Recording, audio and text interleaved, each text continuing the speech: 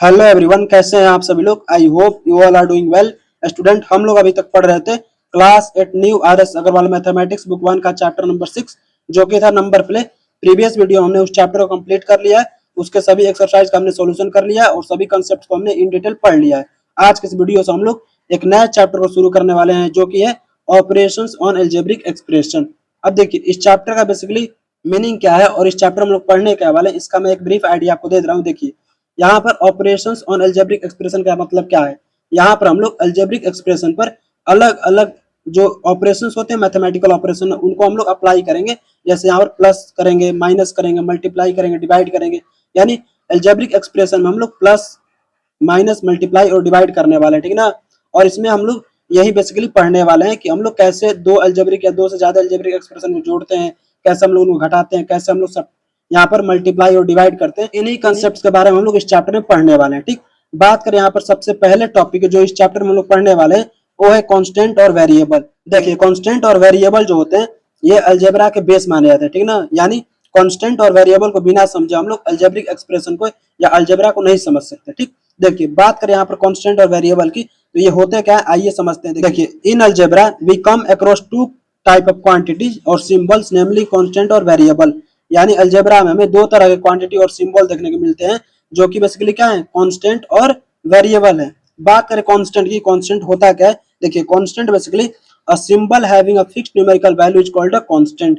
यानी एक ऐसा सिंबल जिसकी एक फिक्स्ड न्यूमेरिकल वैल्यू हो उसको क्या बोलेंगे, एक कांस्टेंट बोलते हैं। ठीक, फॉर एग्जांपल 2, 3, 5, पाई ये सब क्या है, ये सब के सब यहाँ पर क्या है, कांस्टेंट है। ठीक ना, आपको क्या याद रखना, ऑल नंबर्स जो होते हैं ना वो क्या होते हैं, वो कांस्टेंट के कैटेगरी में आते हैं। ठीक, बात करते हैं और वेरिएबल की। देखिए वेरिएबल क्या होता है यहाँ पे, a symbol which takes various numerical value is known as variable. यानी एक ऐसा सिंबल जो यहाँ पर अलग अलग न्यूमेरिकल वैल्यू लेता हो तो उसे क्या बोलेंगे, उसे वेरिएबल बोलते हैं। और वेरिएबल को हम लोग यहाँ पर लेटर नंबर के नाम से भी जानते हैं, ठीक ना। It is also known as letter number. अब यहाँ पर लेटर नंबर क्यों कहते हैं, देखिए यहाँ पर जब भी हमें यहाँ पर नंबर्स लिखना होता है लेटर का फॉर्म में तो हम लोग क्या करते हैं, ए बी सी डी ये लिखते हैं। इस वजह से हम लोग क्या करते हैं, यहाँ वेरिएबल को यहाँ पर लेटर नंबर के नाम से भी जानते हैं। ठीक, आइए कुछ एग्जाम्पल लेते हैं और यहाँ पर कंस्टेंट और वेरिएबल को यहाँ पर अच्छे से समझते हैं। देखिए यहाँ पर एग्जाम्पल नंबर फर्स्ट क्या है, the perimeter of square P जो हमें गिवन है क्या है, 4 इंटू साइड।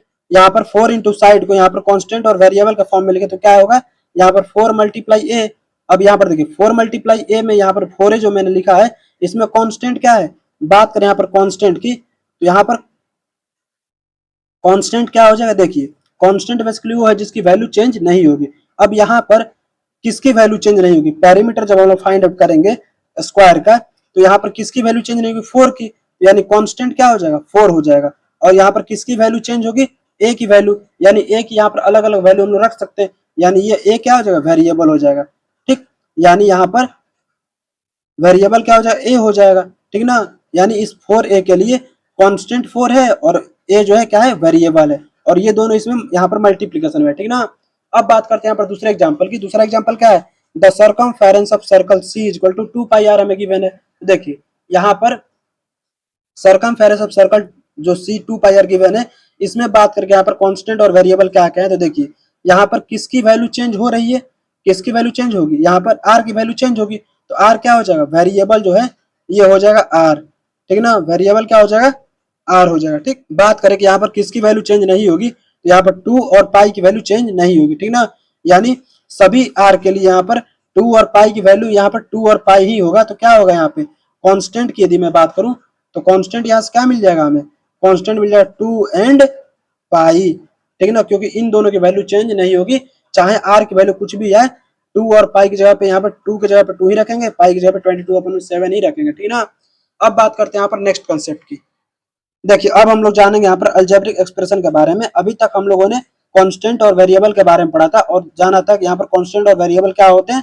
ठीक, और कैसे हम लोग यहाँ पर पहचानते हैं कांस्टेंट और वेरिएबल को। ठीक, अब देखिए अलजेब्रिक एक्सप्रेशन क्या होता है, a combination of constants and variables connected by some और all of the 4 fundamental operations plus minus multiply divide is called an algebraic expression. यानी यहाँ पर एक कॉम्बिनेशन होता है अलजेब्रिक एक्सप्रेशन, किसका कॉम्बिनेशन होता है, कांस्टेंट एंड वेरिएबल का। यानी कांस्टेंट और वेरिएबल बेसिकली जब यहाँ पर सम और ऑल मतलब कुछ से या सभी 4 फंडामेंटल ऑपरेशन से कनेक्ट हो जाते हैं तो उनकी कॉम्बिनेशन को ही क्या बोलते हैं, उसके कॉम्बिनेशन को यहाँ पर अलजेब्रिक एक्सप्रेशन बोलते हैं। ठीक ना, यहाँ पर अलजेब्रिक एक्सप्रेशन क्या होता है, ये कॉम्बिनेशन है बेसिकली किसका, कांस्टेंट और वेरिएबल का और 4 फंडामेंटल ऑपरेशंस का, प्लस माइनस मल्टीप्लाई और डिवीजन का। ठीक ना, जैसे देखिए फॉर एग्जांपल बात करें यहाँ पर 2x है तो ये 2x क्या है, एक अलजेब्रिक एक्सप्रेशन है। क्यों, क्योंकि देखिए यहाँ पर कांस्टेंट है और यहाँ पर वेरिएबल है और यहाँ पर मैथमेटिकल ऑपरेशन भी कौन सा है, यहाँ पे मल्टीप्लाई है। ठीक, 2x माइनस 3 की बात करें तो ये भी क्या हो जाएगा, ये भी एक यहाँ पर अलजेब्रिक एक्सप्रेशन हो जाएगा। क्यों, क्योंकि देखिए यहाँ पर कांस्टेंट भी है, वेरिएबल भी है और यहाँ पर मल्टीप्लाई और माइनस दो मैथमेटिकल ऑपरेशन भी है। ठीक, कुछ उसी प्रकार से ये सभी के सभी क्या है, ये सब के सब यहाँ पर अलजेब्रिक एक्सप्रेशन है। अब बात करते हैं यहाँ पर terms of N algebraic expression की।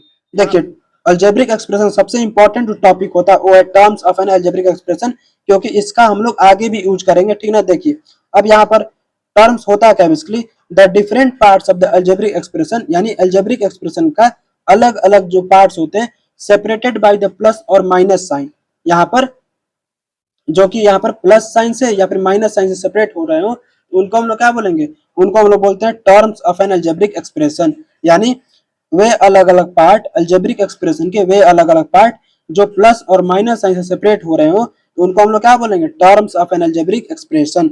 जैसे यहाँ पर देखिए फॉर एग्जांपल बात करें यहाँ पर 2xy है तो देखिए यहाँ पर क्या कोई आपको प्लस साइन दिख रहा है, क्या कोई माइनस साइन दिख रहा है, यानी यहाँ पर एक ही टर्म है, केवल इस एक्सप्रेशन में, इस अलजेब्रिक एक्सप्रेशन में केवल एक टर्म है जो कि क्या है, यहाँ पर 2xy है। ठीक ना, अब देखिए यहाँ पर इस एक्सप्रेशन की बात करें, देखिए यहाँ पर एक्सप्रेशन क्या है 3x प्लस 4, यानी इस एक्सप्रेशन में कितने टर्म है, यहाँ पर इसके दो पार्ट हैं बेसिकली 3x और 4 और दोनों किससे सेपरेट है, प्लस साइन से, यानी दो टर्म हो जाएगा टोटल और यहाँ पर दो टर्म्स हो जाएंगे तो इसका मतलब क्या है, कौन कौन से, 3x एंड 4। ठीक ना, अब देखिए यहाँ पे बात करें इस एक्सप्रेशन की, देखिए इसमें क्या है 5x स्क्वायर वाई है माइनस 4x है प्लस 2 है। तो यहाँ पर यदि हमें क्या करना टर्म लिखना हो तो देखिए प्लस और माइनस साइन से सेपरेट कितने पार्ट्स इस अलजेब्रिक एक्सप्रेशन में, 1 2 और 3, यानी यहाँ पर टोटल टर्म कितने हो जाएंगे, 3 टर्म्स हो जाएंगे। कौन कौन से, यहाँ पर 5x स्क्वायर वाई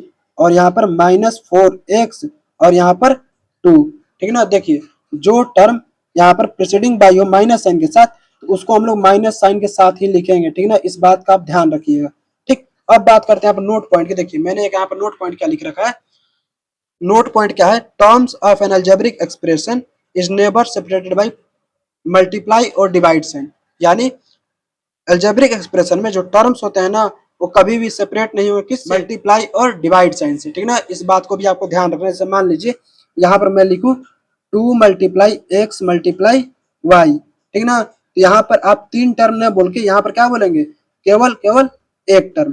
ठीक ना, केवल और केवल एक टर्म ही बोलेंगे। ठीक ना, क्योंकि यहाँ पर हमने क्या पढ़ा अभी कि मल्टीप्लाई और डिवाइड साइन से टर्म जो है सेपरेट नहीं होते, यानी ये बेसिकली तीन टर्म नहीं है, यहाँ पर ये एक ही टर्म है। उसी तरीके से देखिए 2 मल्टीप्लाई एक्स मल्टीप्लाई वाई है प्लस 3 मल्टीप्लाई एक्स है, यानी यहाँ पर देखिए प्लस साइन कहाँ आ रहा है, यहाँ पे आ रहा है, यानी यहाँ पर कितने टर्म हो जाएंगे, यहाँ पर टोटल 2 टर्म हो जाएंगे। ठीक ना, 2 टर्म्स हो जाएंगे। कौन कौन से, ये 2xy हो जाएगा और यहाँ पे 3x हो जाएगा। ठीक, तो आई होप आपको यहाँ पर अलजेब्रिक एक्सप्रेशन क्या होता है और टर्म्स क्या होता है और यहाँ पर टर्म्स को कैसे हम लोग यहाँ पर लिखते हैं वो आप समझ पाए होंगे। आइए बढ़ते हैं हम लोग अगले कंसेप्ट पे। देखिए अब हम लोग बात करेंगे यहाँ पर various types of algebraic expression, यानी अलजेब्रिक एक्सप्रेशन जो अलग अलग प्रकार हैं उनके बारे में बात करेंगे। देखिए अभी हमने कौन सा कंसेप्ट पढ़ा, टर्म्स के बारे में पढ़ा। देखिए किसी अलजेब्रिक एक्सप्रेशन में कितने टर्म्स हैं उस बेसिस पे हम लोग यहाँ पर अलग अलग टाइप के अलजेब्रिक एक्सप्रेशन पढ़ते हैं। ठीक, और उस टाइप में पहला जो आता है वो कौन सा है, मोनोमियल। देखिए मोनो का मतलब होता है एक और यहाँ पर मोनोमियल का मतलब होता है एक ऐसा अलजेब्रिक एक्सप्रेशन जिसमें केवल एक ही टर्म हो। देखिए N algebraic expression which contain only one term is called a monomial, यानी एक ऐसा अलजेब्रिक एक्सप्रेशन जिसमें केवल और केवल एक टर्म हो उसको क्या बोलेंगे, मोनोमियल बोलेंगे। ठीक ना, जैसे देखिए यहाँ पे 2xy है, 3a स्क्वायर b है, 5x है, -7 है, 2 है, इन सभी अलजेब्रिक एक्सप्रेशन आप क्या देख रहे हैं कि यहाँ पर केवल और केवल एक ही टर्म आ रहे हैं। ठीक ना, यानी ये सब के सब क्या है, ये सब के सब मोनोमियल हैं। ठीक ना, अब बात करते हैं बाइनोमियल की। देखिए बाइनोमियल क्या होता है, N algebraic expression containing two terms is called a binomial. For example देखिए यहाँ पर एक ऐसा अलजेब्रिक एक्सप्रेशन जो कि यहाँ पर केवल और केवल दो टर्म कंटेन करे, उसको हम लोग क्या बोलेंगे, बाइनोमियल बोलेंगे। बाई का मतलब होता है टू, ठीक ना, यहाँ पर इसलिए इसको याद रख लेंगे, यहाँ पर टू टर्म आएंगे, ठीक। जैसे मैं बोलूँ यहाँ पर फॉर एग्जाम्पल 2x+3 है, इसमें कितने टर्म है, दो टर्म है, ठीक। 4x² प्लस 5y है, ठीक ना, ये इसमें कितने टर्म है, यहाँ पे दो टर्म है। तो यहाँ पर इसका मतलब क्या है, ये दोनों ही क्या है, यहाँ पे दोनों ही बाइनोमियल है, ठीक ना। अब बात करते हैं यहाँ पर ट्राइनोमियल की। देखिए ट्राइनोमियल बेसिकली क्या होता है, an algebraic expression containing three terms is called a trinomial। मतलब एक ऐसा algebraic expression जो कंटेन करता हो थ्री टर्म्स को, ठीक ना, उसको हम लोग क्या बोलेंगे, ट्राइनोमियल, ठीक। अब देखिए यहाँ पर फॉर एग्जांपल बात करें तो देखिए यहाँ पर 3x² प्लस 5x प्लस 7 है, ये क्या है, ट्राइनोमियल है, क्योंकि इसमें तीन टर्म आ रहे हैं, ठीक। यहाँ पर 3a plus 2b minus 5c, यहाँ भी कितने टर्म आ रहे हैं, तीन टर्म आ रहे हैं, जो कि प्लस और माइनस सेपरेटेड है, तो ये दोनों क्या हो जाएंगे, ये दोनों यहाँ पर ट्राइनोमियल हो जाएंगे, ठीक ना। बात करते हैं यहाँ पर पॉलिनोमियल की। देखिए N algebraic expression containing two और मोर टर्म्स, मतलब एक ऐसा अलजेब्रिक एक्सप्रेशन जिसमें दो या दो से ज्यादा टर्म हो, उसको हम लोग क्या बोलते हैं, पॉलिनोमियल बोलते हैं। यानी यहाँ पर बाइनोमियल और ट्राइनोमियल भी क्या है, बेसिकली पॉलिनोमियल ही है, ठीक ना। यानी दो से या दो से ज्यादा, ठीक ना, दो या दो से ज्यादा टर्म वाले अलजेब्रिक एक्सप्रेशन को हम लोग क्या बोलते हैं, पॉलिनोमियल बोलते हैं। जैसे यहाँ पर मैं बोलूँ 2x प्लस 5, ये क्या है, एक पॉलिनोमियल है। 3x² प्लस 2x प्लस 9, ये क्या है, एक पॉलिनोमियल है, ठीक। यहाँ पर मैं बोलूँ x का पावर 4 प्लस x का पावर 3 प्लस x का पावर 2 प्लस यहाँ पर x, ये क्या है, यहाँ पर ये भी एक पॉलिनोमियल है, ठीक ना। तो कुछ इस प्रकार से आपको यहाँ पे पॉलिनोमियल्स दिए गए हैं, ठीक ना। तो आई होप आपको मोनोमियल क्या होता है, बाइनोमियल क्या होता है, ट्राइनोमियल क्या होता है और पॉलिनोमियल क्या होता है, ये आप समझ पाए होंगे। नाउ बढ़ते हैं हम लोग अगले कंसेप्ट पर। देखिए यहाँ पर अगला जो कंसेप्ट है वो क्या है, factors of N algebraic expression. अभी तक हम लोग क्या था, हम लोग नंबर के फैक्टर्स पढ़ते थे, ठीक ना। अब हम लोग क्या करेंगे, अलजेब्रिक एक्सप्रेशन के फैक्टर पढ़ेंगे, ठीक ना। और फैक्टर बेसिकली क्या होते हैं, देखिए आपको किसी भी यहाँ पर अलजेब्रिक एक्सप्रेशन में फैक्टर फाइंड आउट करना है ना, तो देखिए कि मल्टीप्लाई साइन के साथ कौन कौन से यहाँ पर कांस्टेंट और वेरिएबल लगे हुए हैं, वो वही क्या हो जाएंगे, वही वहां पर उस अलजेब्रिक एक्सप्रेशन के लिए फैक्टर हो जाएंगे, ठीक। अब देखिए यहाँ पर each term of an algebraic expression consists of a product of constant and variable। यानी algebraic expression प्रत्येक टर्म जो होगा ना, वो यहाँ पर क्या करेगा, यहाँ पर कांस्टेंट और वेरिएबल के प्रोडक्ट के रूप में होगा। जैसे यहाँ पर मैं बोलूं 3xy प्लस 2x, ठीक। तो यहाँ पर क्या है, बेसिकली यहाँ पर इस टर्म की मैं बात करूं तो यहाँ पर इसमें बेसिकली 3x और y, ये तीनों क्या है, ये तीनों प्रोडक्ट में है, ठीक ना। यानी 3xy क्या है, 3x और y का क्या है, प्रोडक्ट है। यानी यहाँ पर 3x और y, ये 3xy की क्या हो जाएगा, फैक्टर हो जाएगा, ठीक ना। यहाँ पर उसी तरीके से जैसे देखिए यहाँ पर 6xy है, तो यहाँ पर क्या हो जाएगा, फैक्टर इसके। यहाँ पर कांस्टेंट बेसिकली 6 है, वेरिएबल क्या है, x और y, तो यहाँ पर बेसिकली 6 और xy क्या हो जाएंगे, ये फैक्टर हो जाएंगे, ठीक ना।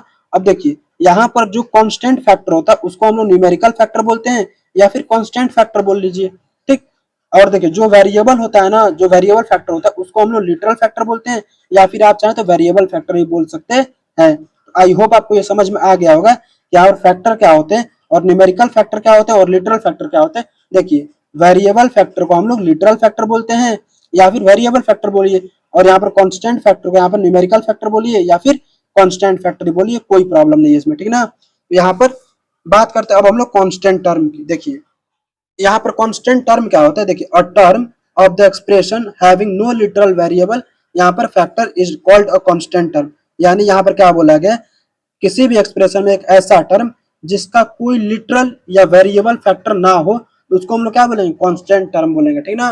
फॉर एग्जांपल जैसे देखिए यहाँ पर मैंने एक एक्सप्रेशन लिख रखा है x² प्लस 4x प्लस 4, तो यहाँ पर देखिए यहाँ पर कुछ नहीं तो यहाँ पर 1 है, यानी यहाँ पे क्या है, इसका लिटरल फैक्टर क्या है, x²।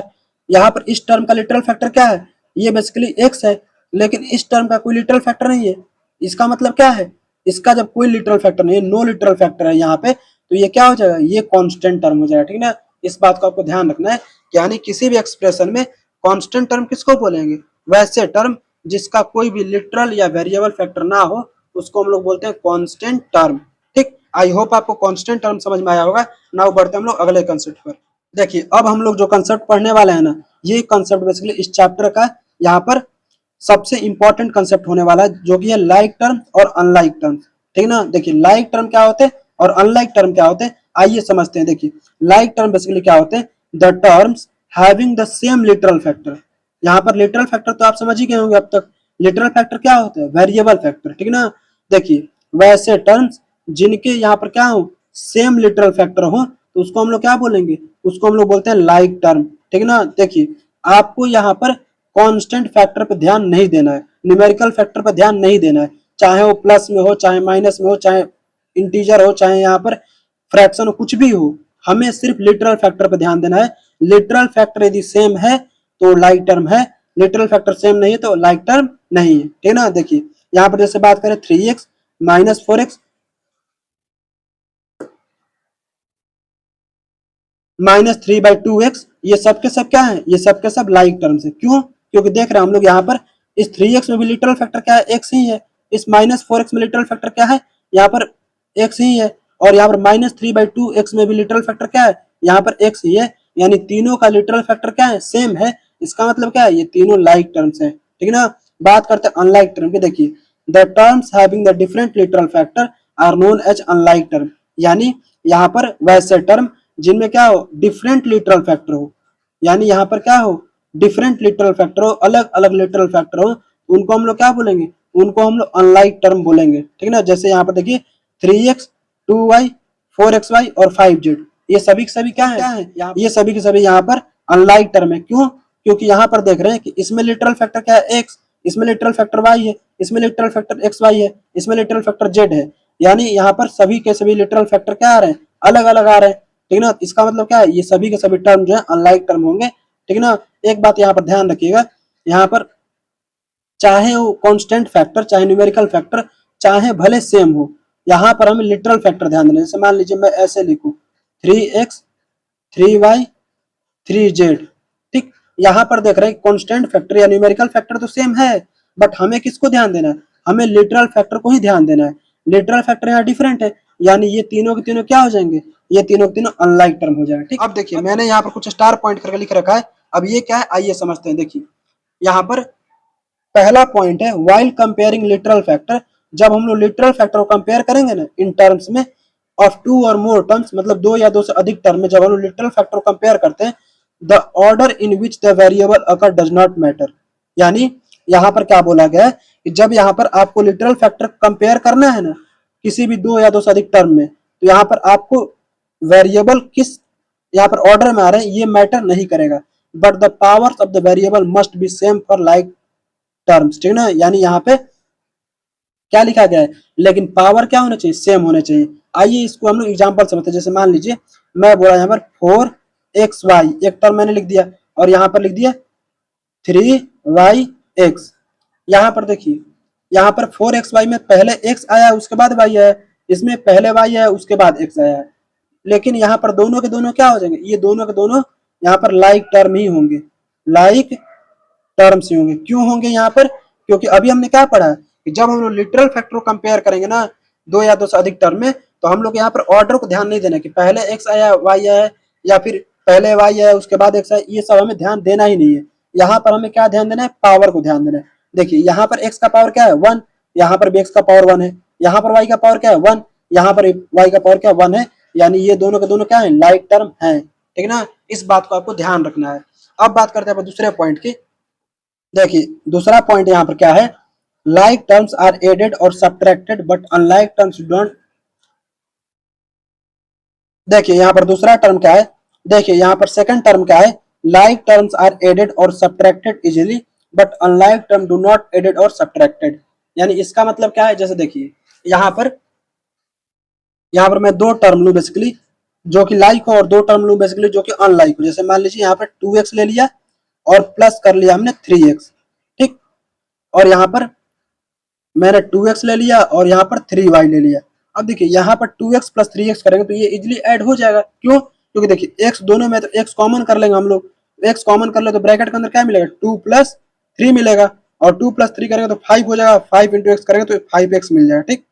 लेकिन यहाँ पर देखिए, यहाँ पर 2x है और 3y है। यहाँ पर देखिए, यहाँ पर ना ही कांस्टेंट कॉमन है और ना ही यहाँ पर वेरिएबल कॉमन है, यानी हम लोग इसको एज इट इज इसी तरह छोड़ देंगे, ठीक ना।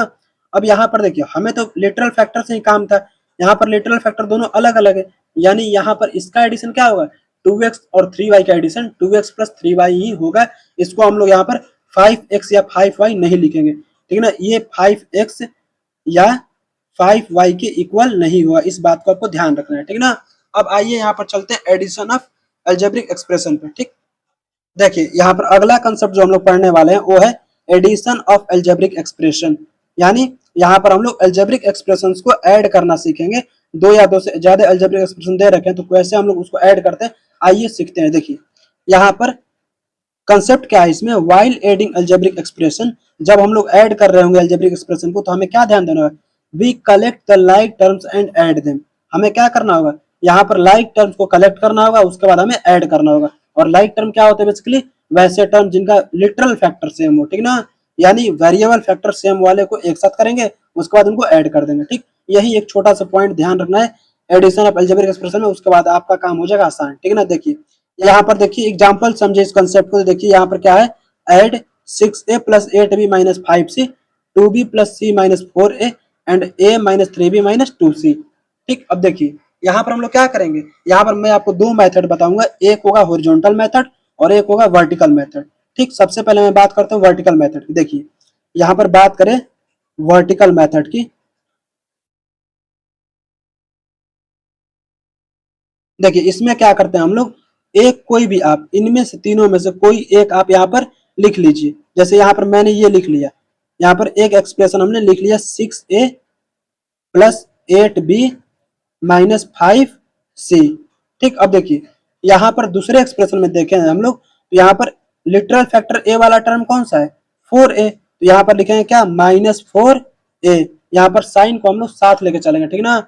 अब देखिए यहाँ पर बी लिटरल फैक्टर वाला टर्म कौन सा है, 2b, तो यहाँ पर लिखेंगे प्लस 2b, क्योंकि यहाँ पर 2b किस में है, प्लस में है। अब यहाँ पर लिखेंगे प्लस c, तो यहाँ पर प्लस c लिख देंगे, ठीक। यहाँ पर पहले और दूसरे को हमने अरेंज कर लिया। अब यहाँ पर देखेंगे किसको, यहाँ पर तीसरे को, देखिए यहाँ पर ए लिटरल फैक्टर वाला टर्म कौन सा है, ए है, तो यहाँ पर लिख देंगे प्लस ए। यहाँ पर बी लिटरल फैक्टर वाला टर्म कौन सा, -3b, तो यहाँ पर लिख देंगे -3b। और यहाँ पर सी लिटरल फैक्टर वाला टर्म कौन सा है, 2c, तो यहाँ पर लिख देंगे -2c। कुछ इस तरीके से आपको अरेंज कर लेना, उसके बाद क्या करना है, आपको ऐड करना है, ठीक है ना। आपको क्या करना है, ऐड करना है। देखिए ऐड कैसे करिएगा, यहाँ पर देख रहे हैं कि ये तीनों में ए आ रहा है, तो यानी ए हम लोग यहाँ पर लिख लेंगे पहले। और यहाँ पर देखिए 6 है, 4 है, ये 1 है, देखिए 6 प्लस 1 7, 7 माइनस 4 3, तो 3 ये आ जाएगा, ठीक ना। देखिए यहाँ पर क्या हमने किया है, यहाँ पर +1 है तो यहाँ +6 है, तो प्लस वाले को एक साथ जोड़ लिया हमने, उसके बाद क्या कर लिया, यहाँ पे माइनस कर दिया, ठीक ना। देखिए 6 प्लस 1 करेंगे तो 7 मिल जाएगा, 7 में से 4 घटाएंगे तो क्या मिल जाएगा, 3 मिल जाएगा, ठीक ना, +3 मिल रहा है, ठीक। अब देखिए यहाँ पर 8b है और 2b है, तो ये 8 यहाँ पर 8b और 2b मिलकर क्या बचेगा, 10b। तो देखिए 10b माइनस 3b करेंगे तो क्या मिलेगा, 7b, तो यहाँ लिख देंगे +7b, ठीक। अब यहाँ पर देखिए यहाँ पर -5 है, +1 है और यहाँ पर -2 है, तो देखिए यहाँ पर -5 और -2 दोनों को जोड़ेंगे तो क्या मिलेगा, -7, और -7 प्लस 1 करेंगे तो क्या मिल जाएगा, -6 मिल जाएगा। और तीनों में क्या आ रहा है, सी, तो यहाँ सी लिख देंगे, ठीक है ना। कुछ इस तरीके से हम लोग यहाँ पर आंसर मिल जाएगा। ये तो हुआ वर्टिकल मेथड, ठीक है ना। अब बात करते हैं हॉरिजॉन्टल मेथड की।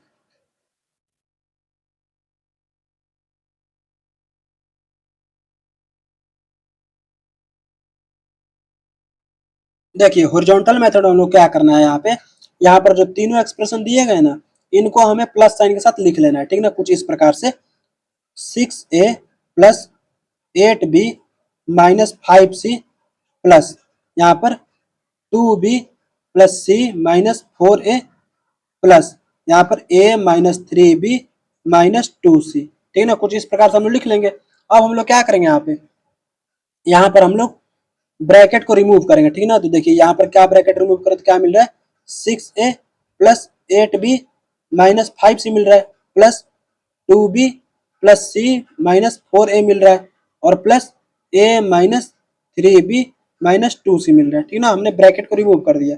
अब जब ब्रैकेट को रिमूव करते तो हम लोग क्या करेंगे, यहाँ पर सेम लिटरल फैक्टर वाले टर्म को एक एक साथ अरेंज करेंगे, ठीक ना। देखिए यहाँ पर ए वाले को अरेंज करें, देखिए यहाँ पर ए वाला है और यहाँ पर ए वाला है और यहाँ पर ए वाला है, तीनों को एक साथ करिए, 6a माइनस 4a प्लस ए, इसको एक साथ करेंगे, प्लस यहाँ पर बी वाले को एक साथ करिए, 8b है तो यहाँ पर 8b लिखिए, यहाँ पर 2b है तो प्लस 2b लिखिए, और यहाँ पर -3b है तो -3b लिख दीजिए और इसको ब्रैकेट में रख दीजिए, ठीक है ना। प्लस यहाँ पर सी वाले को एक साथ अरेंज करिए, यहाँ पर -5c है, -5c लिख देंगे, यहाँ पर प्लस सी है तो प्लस सी कर देंगे, और यहाँ पर -2c है तो -2c कर देंगे, ठीक है ना।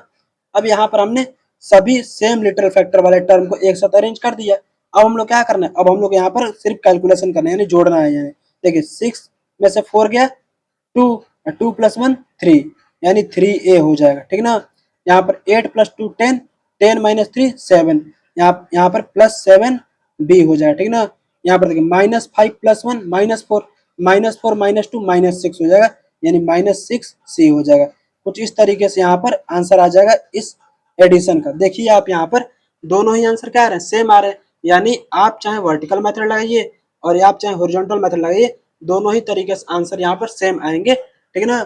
तो आप यहाँ पर चाहे तो कोई भी मेथड लगा सकते हैं, ठीक। अब बात करते हैं यहाँ पर सब्ट्रैक्शन ऑफ अलजेब्रिक एक्सप्रेशन की। देखिए अगला कंसेप्ट है सब्ट्रैक्शन ऑफ अलजेब्रिक एक्सप्रेशन, यानी यहाँ पर हम लोग क्या करेंगे, यहाँ पर बात करेंगे हम लोग अलजेब्रिक एक्सप्रेशन को कैसे सब्ट्रैक्ट करते हैं, ठीक ना। देखिए यहाँ पर कंसेप्ट क्या है, while subtracting algebraic expression we change the sign of each term of the expression to be subtracted and then add। यहाँ पर ये पॉइंट बस याद रखिए, आपका यहाँ पर काम हो जाएगा, ठीक है ना। क्या पॉइंट है, while subtracting algebraic expression, algebraic expression को सब्ट्रैक्ट करते वक्त we change the sign of each term, यानी हम लोग प्रत्येक टर्म के साइन को क्या कर लेंगे, चेंज कर देंगे, किसके, of the expression to be subtracted, उस एक्सप्रेशन के जिसको हम लोग सब्ट्रैक्ट करने वाले हैं, ठीक है ना। मतलब जिस एक्सप्रेशन को सब्ट्रैक्ट करना है उस एक्सप्रेशन के प्रत्येक टर्म के साइन को हम लोग चेंज करेंगे। देन उसके बाद क्या करेंगे, नए जो साइन मिलेंगे ना, नए साइन के साथ जो हमें एक्सप्रेशन मिलेगा उसको हम लोग क्या करना है, यहाँ पे ऐड कर देना है, ठीक है ना।